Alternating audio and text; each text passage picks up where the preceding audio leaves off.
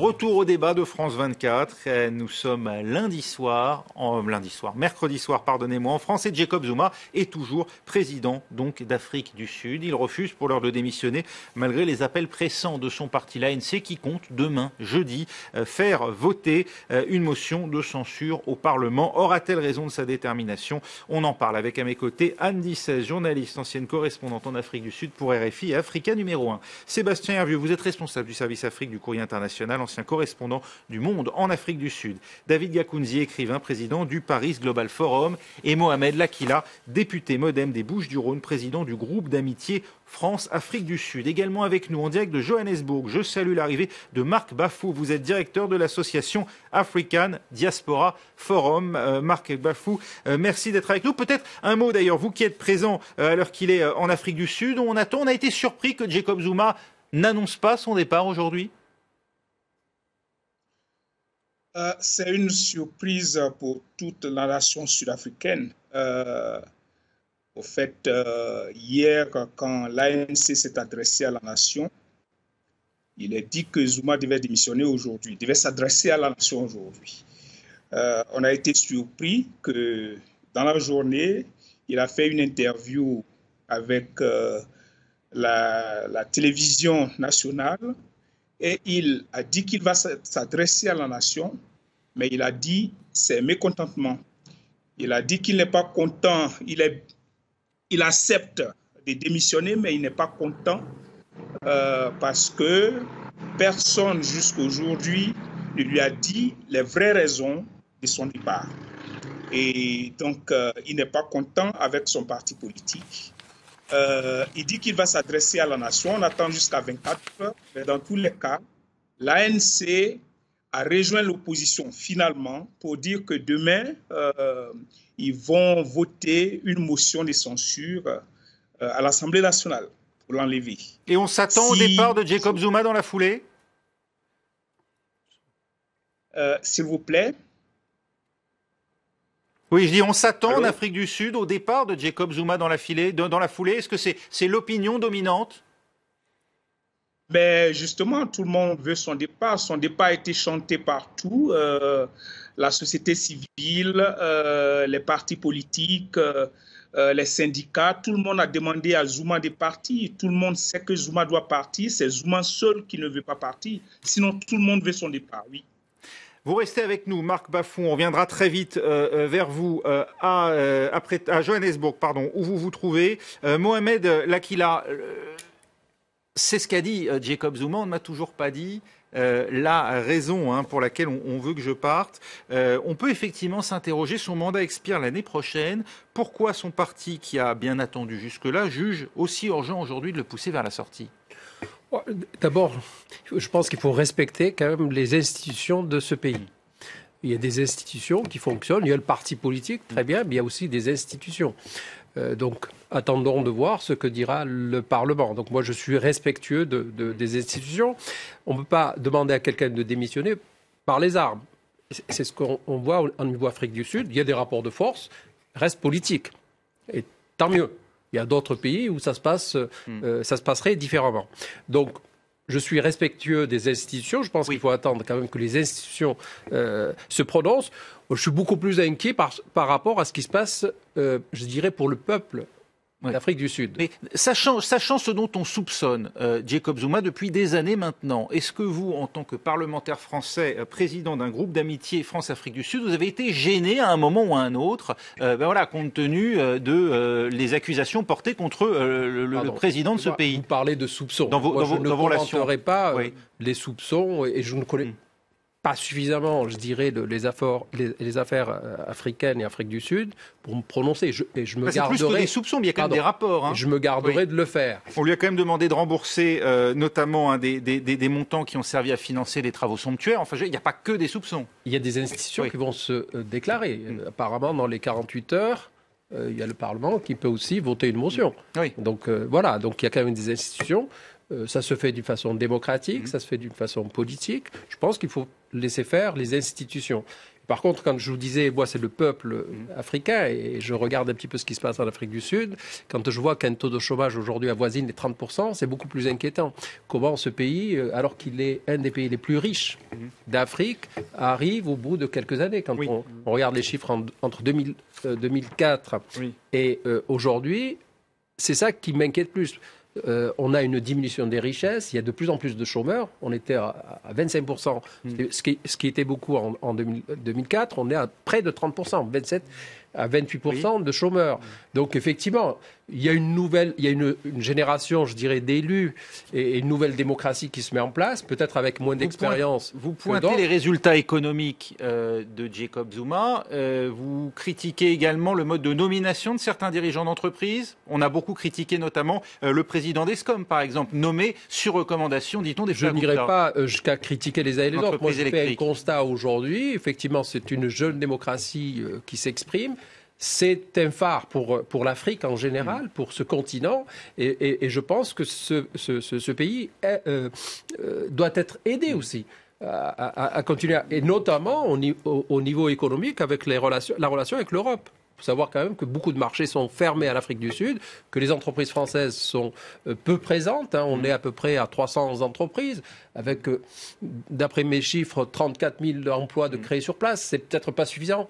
Et la France n'est pas suffisamment présente sur ce pays-là, en tout cas au niveau économique et culturel. Donc il y a tout un travail à faire. Et je pense que les parlementaires et le parlementaire que je suis, on sera beaucoup plus, je dirais, entreprenants pour essayer de tisser des relations beaucoup plus fortes entre la France et l'Afrique du Sud. Et au-delà, l'Europe avec l'Afrique et l'Afrique du Sud. Oui. Vous parliez des Sud-Africains, et je trouve justement que c'est terrible parce que finalement cette présidence Zuma, qui aura duré peut-être 9 ans, eh bien c'est une décennie de perdue pour l'Afrique du Sud, puisqu'on a un immobilisme, cette croissance qui est très faible, et vous parliez du taux de chômage, on a un jeune sur 2 aujourd'hui en Afrique du Sud qui n'a pas de travail. Et c'est peut-être ça le plus grand bilan, le plus grand gâchis de la présidence Zuma. C'est l'homme qui était censé amener prospérité, faire une politique en faveur des plus défavorisés. On verra d'ailleurs où en est l'économie un peu plus tard. David Gakounzi, sur ces questions... Encore une fois, liées aux grandes entreprises sud-africaines. On a beaucoup parlé du cas d'Escom parce que c'est le géant sud-africain de l'électricité. C'est un cas comparable à Petrobras, ou est-ce qu'on se trompe complètement lorsqu'on compare les deux ? On parle de capture de l'État en Afrique du Sud. Ce ne sont pas que des affaires, parce que Zuma, par exemple, a remboursé, dans ce qui concerne l'affaire de sa maison privée, il a été obligé de rembourser. Et il a dit la même chose comme aujourd'hui. Voilà, il a dit la même chose comme il dit aujourd'hui, qu'il ne sait pas pourquoi il a remboursé. Je crois qu'il y a eu une dérive vers la corruption. Mais on a nommé explicitement, si je vous cite le cas d'Escom, c'est parce qu'on l'accuse en gros d'avoir nommé un ami, en l'occurrence des Gupta, à la tête de cette entreprise, et ensuite d'avoir mis en place un système de commission. Absolument, parce que c'est une corruption organisée. C'est pas des pots de vin ponctuels, c'était une corruption organisée. C'était la prise de l'État. Et je crois que le problème majeur qui s'est posé, c'est qu'on est passé de l'ANC, qui était un mouvement éthique, vers un mouvement qui était en train de dériver vers le populisme et vers la corruption. Et sans résultat en plus. Parce qu'on a eu 2 périodes. On a eu la période de Mbeki, qui était une période libérale. On a le successeur Nelson Mandela. Et Zuma a dit on en a marre avec le libéralisme, on va appliquer une politique tournée vers le peuple, donc votez pour moi. C'est comme ça qu'il est venu au pouvoir.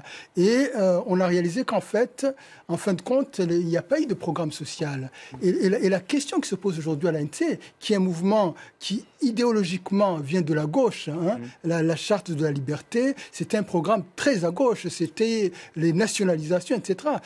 Avec l'évolution du monde, la question, est-ce que l'ANC aura un programme, je dirais, d'économie sociale du marché, ne pas seulement rester fixé sur les chiffres sont importants, les équilibres macroéconomiques sont importants, mais aussi la dimension sociale. Comment allier les deux choses ? On peut mettre en place un programme social sans répartir, modifier, j'allais dire de manière contraignante, la répartition des richesses dans ce pays qui est encore très largement concentrée aux mains de la minorité blanche. La question, elle est là. On a toujours un apartheid social. Ce n'est plus un apartheid racial, parce qu'il y a aujourd'hui des riches noirs très très riches. On est face à un apartheid social avec des inégalités inégalités sociales extraordinaires avec la violence de la pauvreté. Parce qu'on oublie souvent la pauvreté, et c'est une violence par rapport aux vies humaines. Et je pense que le défi essentiel aujourd'hui, c'est comment on assure les équilibres macroéconomiques de l'économie, comment est-ce qu'on fait partie de l'économie globale, tout en se rappelant que l'économie est faite pour répondre aux besoins des humains. Que l'économie, c'est pas les chiffres qui comptent. Ce qui compte, c'est l'amélioration quotidienne de la vie des gens. Et je pense qu'à ce niveau-là, le programme de l'ANC n'a pas encore répondu à ce qu'attendaient les gens. Et souvenez-vous de la phrase de Mandela. Mandela avait dit un jour, si l'ANC vous fait ce que le système d'apartheid vous a fait, faites à l'ANC ce que vous avez fait au système d'apartheid. Mais on n'en est pas encore là. Je pense que là, on a une dernière chance, c'est-à-dire reprendre les choses en main. Et je pense qu'avec Cyril Ramaphosa, ça va bien aller dans la bonne direction. Alors justement, Cyril Ramaphosa, lui, il a succédé pour l'instant à la tête de l'ANC à Jacob Zuma et peut-être demain à la tête du pays. Il a fait en tout cas de la lutte contre la corruption sa priorité d'ici les élections générales de 2019. Son portrait. Il se verrait bien un jour aux commandes de son pays. Cyril Ramaphosa, un nom et un visage bien connus de la scène politique sud-africaine. Enfant de Soweto, avocat de formation puis militant actif de la lutte anti-apartheid, ce qui le conduira plusieurs fois en prison. Dans les années 80, Cyril Ramaphosa fonde son propre syndicat qui mène la vie dure au régime lors de la grande grève de 1987, la plus longue de l'histoire du pays.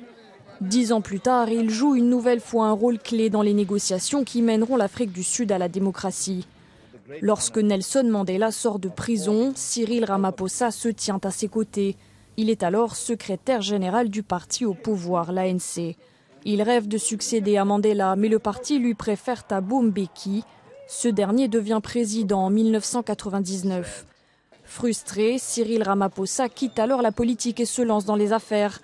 Une reconversion réussie, elle fera de lui l'un des hommes les plus riches du pays. Sa fortune personnelle est estimée à 350 millions d'euros. L'enfant de Soweto revient en politique en 2012 en tant que vice-président de Jacob Zuma.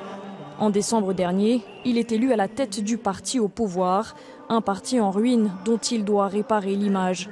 L'homme d'affaires doit aussi redresser l'économie du pays et gagner la confiance des électeurs avant le scrutin national de 2019. Et David Gakounzi, vous vouliez ajouter? Juste que ce qui se passe en Afrique du Sud rentre aussi dans une dynamique continentale. On a vu des changements en Angola, on a vu des changements au Zimbabwe, on a vu des changements en Gambie, on a vu des changements au Burkina Faso. Il y a une nouvelle génération d'Africains, des jeunes Africains qui ont des demandes sociales concrètes et qui demandent de l'intégrité au pouvoir, et il faut y répondre. Et je pense que l'ANC est outillé pour cela, parce que l'ANC, c'est un parti centenaire et qui a montré sa capacité d'écoute de la société. Il faut espérer que ça sera le cas. Merci beaucoup David Gakounzi. Je précise que vous devez nous quitter pour des contraintes d'horaire. On vous remercie en tout cas d'avoir participé à ce débat. Et on part tout de suite pour Johannesburg rejoindre Marc Bafou. Vous pensez vous aussi que ce qui est en train de se passer là en Afrique du Sud, c'est le produit d'une évolution plus générale sur le continent africain? C'est le souhait de la jeunesse?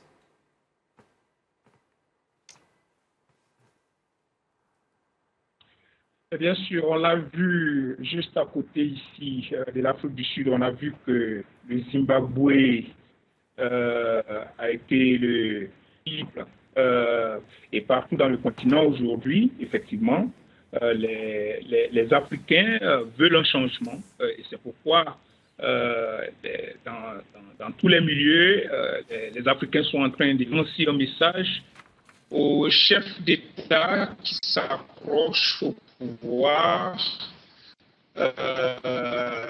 des dizaines d'années, ils sont toujours là, rien ne change, mais ils disent que sans eux, le pays ne peut pas fonder. En fait, moi, je crois que effectivement,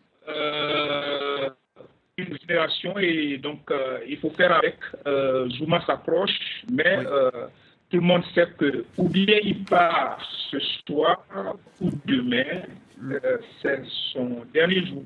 Merci Marc Bafou. Malheureusement, le son ne nous permet pas de vous écouter exactement. Je crois qu'on a compris l'essentiel de votre propos, mais vous l'avez compris, la qualité du son n'est malheureusement pas suffisamment bonne. Andy 16.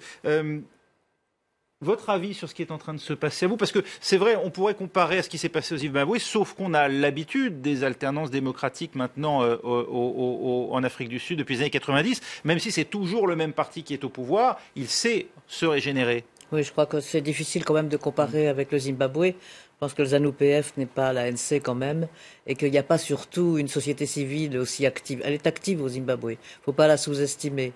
Elle est active surtout chez les intellectuels, chez les universitaires, et il ne faut pas la sous-estimer. Mais pour des raisons différentes d'ailleurs. Elle n'est pas active, par exemple, dans les milieux très populaires, parce qu'elle n'a pas trouvé de leader au Zimbabwe. Alors qu'en Afrique du Sud, il y a des leaders. Et ça serait une erreur de résumer le leadership sud-africain contre Zuma, comme le seul sur le terrain. Cyril Ramaphosa, justement, est-ce que c'est l'homme de la situation? On a dit que c'était lui que Nelson Mandela souhaitait voir lui succéder à la tête de l'Afrique du Sud. Est-ce que c'est vrai d'abord? Et puis lorsqu'on voit qu'il s'agit... on sait si Nelson Mandela souhaitait ou pas le voir lui succéder. Il l'a, disons, exprimé de son vivant. Et puis surtout, Cyril Ramaphosa, vous avez l'air d'avoir des doutes. Il a dans son parcours la réussite... Alors, le parcours du syndicaliste, la réussite de l'homme d'affaires, est-ce qu'il ne traîne pas lui aussi, j'allais dire, des casseroles? Ah oui, ça il en a, ça c'est sûr qu'il en a, mais qu'il n'en a pas. Ça fait quand même, ça fait 25 ans maintenant que l'Afrique du Sud est devenue un pays démocratique. Et c'est vrai que Nelson Mandela a un passé tout à fait glorieux en Afrique du Sud. Moi, je pensais, quand je suis arrivé en Afrique du Sud et que j'ai assisté à tous les débats de la CODESA, c'est-à-dire de la transition, de la mise en place de la Constitution, etc., de la sortie de l'apartheid. Pour moi, Cyril Ramaphosa était le seul homme politique en Afrique du Sud capable de produire une pensée politique. C'était vraiment un intellectuel de la politique. Et ça venait de son passé, comme on a dit qu'il était avocat, de formation avocat, mais il a été aussi président du syndicat des mineurs, comme l'a dit la personne que vous avez interviewée en Afrique du Sud. Il a été... il n'a pas créé le NUM, le syndicat des mineurs. Il est devenu le président. Et ce syndicat a joué un rôle tout à fait essentiel dans la prise du pouvoir de l'ANC. Très marxiste d'une certaine manière. Et Cyril, c'est un marxiste. Il est encore marxiste aujourd'hui. Et il a une politique pourtant économique extrêmement libérale. Il est vraiment dans le moule. Et c'est pour ça que je crois que c'est difficile de faire des projets aujourd'hui, de dire ça va se passer comme ça, ça va se passer comme ça. Parce que, comme je vous le disais d'abord, il n'est pas seul. Il n'est pas seul à briguer aujourd'hui le pouvoir. Et ça, c'est très nouveau. L'ANC a été toujours toute seule à vouloir assurer le pouvoir, etc. Elle était, comme on disait à l'époque pour tous les mouvements de libération, le seul représentant du peuple sud-africain. Aujourd'hui, il y a eu l'Inkatha, il y a eu quand même les mouvements Zoulous qui lui contestaient. Non, pas seulement le mouvement Zoulou. Il y a eu d'autres mouvements. Il y a eu le Pan-African Congress, il y a eu d'une certaine manière les syndicats. Et tout ça s'est réuni dans un cartel, qu'on a appelé l'UDF, et qui a pris le pouvoir aussi en Afrique du Sud. Sébastien Hervieux, on a tendance à voir évidemment l'Afrique du Sud auréolée du parcours de Nelson Mandela depuis la fin de l'apartheid. Est-ce qu'il n'y a pas aussi ces zones d'ombre qu'on a pu voir ces dernières années? Alors évidemment, la face émergée de l'iceberg d'une certaine manière, c'est aujourd'hui Jacob Zuma avec ses affaires, mais pour qui suit régulièrement l'actualité sud-africaine, on a vu aussi des éruptions xénophobes à l'encontre de travailleurs, qu'ils soient nigérians, qu'ils soient zimbabwéens aussi. Et puis, il y a ce rôle aussi sur la scène internationale qui a vu parfois l'Afrique du Sud prendre des positions un peu étonnante, alors peut-être avec nos yeux d'occidentaux, mais lorsqu'il s'agit d'inviter le président du Soudan, par exemple Omar el-Béchir, visé par un mandat de la Cour pénale internationale, face à tout cela, comment comprendre aussi ce qui se passe en Afrique du Sud? Je crois qu'en tant qu'occidentaux, on s'est laissé bercer par ce mythe de Mandela, puisqu'il était parfait. C'était les Blancs qui avaient fait du mal aux Noirs, et tout d'un coup, on avait un Noir qui voulait pardonner aux Blancs. Et au fond, nous, ça nous faisait sans doute un peu de bien, mais évidemment, toute réalité est complexe et nuancée. On parlait de la capture de l'État tout à l'heure. Sous l'apartheid, il y avait la capture de l'État par la minorité blanche pour posséder toutes les richesses. Ça a continué sous l'ANC. On a eu l'affaire, le scandale de l'Arms Deal, 1,9 milliard de contrats d'armement en 1999, des compagnies françaises impliquées. C'était sous Mandela, c'était sous Mbeki, après Zuma. On a déjà eu ça. Et je pense que Ramaphosa, aujourd'hui, est un peu à l'image de cette ANC un peu complexe, puisque tout d'un coup, on a quelqu'un qui était leader syndical sous l'apartheid, qui a fait énormément de choses pour bousculer ce régime, quelqu'un qui est devenu millionnaire et quelqu'un qui, en 2012, lorsque vous vous rappelez peut-être de cette tuerie de Marikana, quand il y a des mineurs qui sont en grève et que la police les tue, il y en a une trentaine qui sont tués, Ramaphosa, à ce moment-là, on voit des emails à la police en leur disant il faut intervenir, on ne peut pas laisser une grève. Et Ramaphosa est actionnaire de cette mine de platine. Et je pense que Ramaphosa et rassemble toutes les ambiguïtés de l'ANC aujourd'hui qui s'est longtemps reposée sur les lauriers. Et l'avantage qu'a permis la présidence Zuma, c'est que l'ANC est tellement tombée bas qu'on a eu une émergence d'autres partis. En tout cas, on a une vraie opposition maintenant en Afrique du Sud, ce qui est nouveau. L'ANC est en train de mettre dehors Jacob Zuma parce qu'ils se disent qu'en 2019, il pourrait perdre les élections. Ce qui est un discours inimaginable il y avait encore quelques années. Et ça, je pense que c'est l'un des héritages de Jacob Zuma et c'est plutôt bon pour le pays et la démocratie sud-africaine. Merci beaucoup Sébastien Vieux. Merci aussi à vous Mohamed Lakila d'avoir bien voulu participer à ce débat, ainsi qu'à Anne Dissez. Et puis avec nous, il était avec nous en direct de Johannesburg, Marc Bafou. Je ne sais pas s'il nous entend encore. Nous avions en tout cas, nous, du mal à entendre la fin donc, de ce duplex avec vous de Johannesburg. Mais merci beaucoup d'avoir accepté de participer à ce débat. Voilà, l'actualité continue sur France 24 avec tout de suite un œil sur les médias.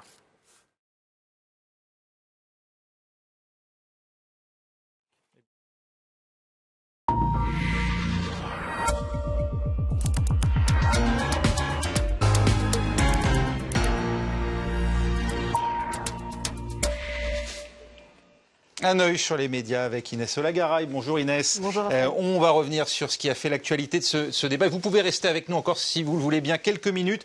Juste le temps que nous évoquions à nouveau donc ces velléités de Jacob Zuma de rester au pouvoir. Qu'en dit-on sur les réseaux sociaux? Alors on va d'abord aller voir du côté de ce quotidien sud-africain The Citizen qui donc titre avec ce portrait pleine page de Jacob Zuma et ce titre très évocateur de Long Goodbye, un long adieu. C'est un départ qui n'en finit pas. Alors le contenu de cet article, il est détaillé ici sur Courrier International, voilà, qui nous explique dans cet éditorial qu'en fait, c'est une tragédie nationale qui est en train de vivre l'Afrique du Sud, une tragédie qui est en train de vivre l'ANC, donc le parti de Jacob Zuma. Et l'éditorialiste, eh bien, il appelle Jacob Zuma à lâcher prise. Il lui dit, rompez avec vos habitudes, celles que vous avez depuis 10 ans. Surprenez-nous en faisant ce qu'il faut. Et la chute de cet article, c'est que, eh bien, malgré tous les scandales, il lui demande de partir au moins de façon digne. Alors la dignité, ça revient beaucoup dans les médias et sur les réseaux sociaux. Aussi, on va sur un article du Point qui titre sur Zuma qui persiste, qui signe. Zuma qui s'entête et il lui dit, voilà, l'éditorialiste dit que c'est une interview à peine croyable qu'il a donnée aujourd'hui en disant finalement, je ne comprends pas ce qu'on me reproche, pourquoi est-ce que je devrais partir? Et lui aussi, il chute en disant, Jacob Zuma a choisi de sortir par la petite porte. Et en fait, il s'humilie bien en allant ainsi jusqu'à la motion de défiance. Alors, sur Twitter, on a eu beaucoup de dessins qui ont été publiés. Celui-ci, vous voyez, c'est l'ANC qui est avec Zuma au centre d'un cercueil. L'ANC qui est en train d'enterrer, on va dire, son sort avec les partis de l'opposition qui arrivent en courant pour clouer eux-mêmes le cercueil avec cette légende. Voilà, si l'ANC ne prend pas de décision aujourd'hui, si Jacob Zuma ne se retire pas, eh bien, en fait, c'est sa crédibilité qui l'enterre. Et puis, on a cet autre dessin... voilà, qui en fait date de 2016, mais qui finalement est toujours d'actualité. C'était déjà le début des scandales de corruption pour Jacob Zuma. Voilà, on lui dit, le peuple est là, il est venu te dire au revoir. Et Jacob Zuma, tranquillement dans son fauteuil, en train de dire, ah très bien, mais où va le peuple? L'air de dire, pourquoi ce serait à moi de partir? Je me sens pas du tout concerné. Et puis autre dessin, voilà, tout le monde veut que tu dégages. Cite-moi une seule personne qui ne souhaite pas ton départ. Il dit moi. Donc voilà, finalement, tous les partis d'opposition, l'ANC, sont unis pour le départ de Jacob Zuma. Et c'est ce qu'on retrouve aussi sur les commentaires sur Twitter. Voilà. Là, c'est un peu rédigé à la façon d'une pub, d'un slogan de campagne. Jacob Zuma unit les partis politiques depuis le 14 février 2018. Une unité politique sur Internet, certains aimeraient bien voir au service du pays, qui dit tous les partis là, sont d'accord pour la même chose, pour que Jacob Zuma s'en aille. Mais finalement, ce serait bien qu'ils soient d'accord et que ce soit au service pour le bénéfice du pays, plutôt que simplement pour servir leur agenda politique. Autre sujet, on parle de la réforme du baccalauréat qui a été dévoilée aujourd'hui. Voilà, alors la formule, très rapidement, c'est 40% de contrôle continu, 60% d'épreuves donc terminale, en fin de terminale, 4 écrits, un grand oral, et c'est une formule qui soulève des inquiétudes. Alors on a Paul Vanier qui lui est du parti de gauche, qui nous explique que pour lui en fait, c'est la valeur du diplôme en fait dépendra du lycée où on est allé. Si t'as eu ton bac là, bon il vaut peut-être moins que celui qui a eu son bac. Continu. Exactement, voilà. Et puis autre inquiétude du poids du contrôle continu, comme vous venez de le préciser. Voilà, est-ce que ça va encore accentuer donc ce fossé entre bon et mauvais lycée? Là, c'est une étudiante qui s'exprime sur Twitter. Alors France Info a décidé de donner la parole à un un membre d'un syndicat étudiant, il s'appelle Stéphane Crochet. Et pour lui, au contraire, le contrôle continu, un contrôle continu fort, c'est rassurant, c'est exigeant, parce que ça veut dire valider des acquis sur 2 ans. Et quand on lui parle d'inégalité entre les lycées, il dit non, au contraire, 4 écrits, 1 oral, c'est le tampon, ça valide la conformité nationale, donc il ne voit pas le problème. Sur Twitter, on a donc aussi des avis différents.